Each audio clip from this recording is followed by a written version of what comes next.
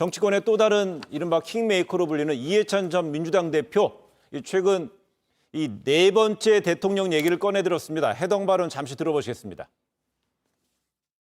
제가 네 번째 대통령을 만들고 싶어요. 메이커로. 만들고 싶다. 예. 김대중 대통령, 예. 노무현 대통령, 문재인 대통령, 예. 그다음 대통령. 네. 그거는 우리 당원들하고 시민들, 국민들이 선택할 문제고 네. 누가 하든 간에 예. 그 내용, 음. 이 다음에 우리 시대를 이끌어갈 그 말하자면 시대 정신을 담는 네. 국가 비전, 네. 이걸 만들어드리고 싶어요. 네, 그런데 이 네 번째 대통령 언급한 이해찬 전 대표가 이재명 경기지사를 낙점한 것 아니냐는 관측이 나오고 있습니다. 그 배경이 뭡니까? 예, 그 이재명 경기지사가 최근 네. 이해찬 전 대표를 만났다고 이렇게 밝혔는데요. 어제 기자들을 만나서 이해찬 전 대표와 사적인 식사를 한 번 하긴 했다, 이런저런 얘기를 나눴다면서 선거나 정치 구도에 관한 얘기는 아니고 오랜만에 고생하는 대선배를 만난 것, 이렇게 설명을 하긴 했습니다.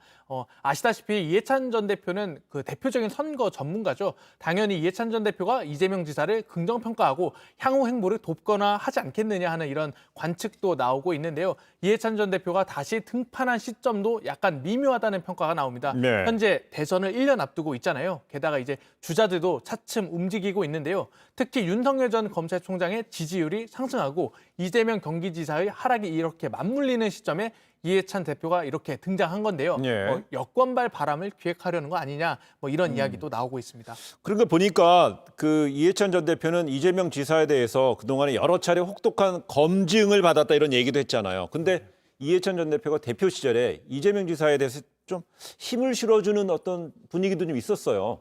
2018년 네. 지방선거 때 지금 경기도지사 되는 과정이잖아요. 그때 선거법 위반으로 기소가 됐죠. 이런 경우에는 당직을 내려놔야 되는 거 아니냐, 아니면은 탈당해야 되는 거 아니냐, 이런 목소리들이 굉장히 많이 나왔습니다. 언론도 비판적으로 많이 보도했는데 그때 그걸 꿋꿋이 버티면서 스스로 내가 당원권을 정지하겠다, 이 얘기 나오기 전까지 징계 조치하지 않았어요. 그것만 해도 상당히 큰 역할을 해줬다, 이런 평가들이 나중에 있었거든요. 그러니까 지금도 역시 이재명 지사와 관련해서 희망을 걸 수 있는 얘기들을 계속하고 있다. 이런 점 좀 주의해 봐야 될 것 같아요. 근데 이번 재보궐 그렇고 또 내년 대선에서도 이렇게 지금 우리가 언급했던 김종인, 이해찬, 김종인의 두 책사의 대결이 관전에 재밌는 요소다, 이런 얘기가 있어요.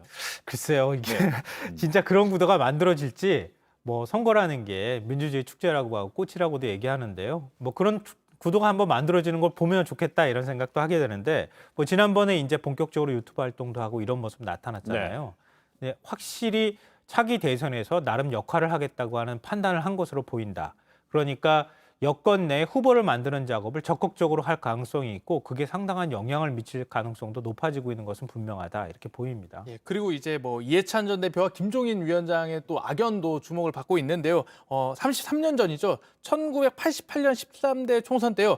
당시 여당 후보로 서울 관악을에 이제 출마를 했어요. 그 김종인 위원장이. 그런데 당시 무명의 신인이었던 이해찬 전 대표한테 지역구 의석 그 선거에서 패배했거든요. 뭐 이런 그 역사를 갖고 있고, 또 김 위원장은 민주당에서 비상대책위원장을 맡았잖아요. 그 김종인 위원장이 민주당 대표로 있을 때 또 이해찬 전 대표에게 공천을 또 주지 않았어요. 이해찬 세종에서. 대표가 네. 탈락하고 뭐 탈당하고 이런 뭐 험난한 과정을 겪었는데요. 이 두 사람이 좀 향후 어떻게 조금 대결하면서 이렇게 나아갈지 좀 주목이 되고 있습니다.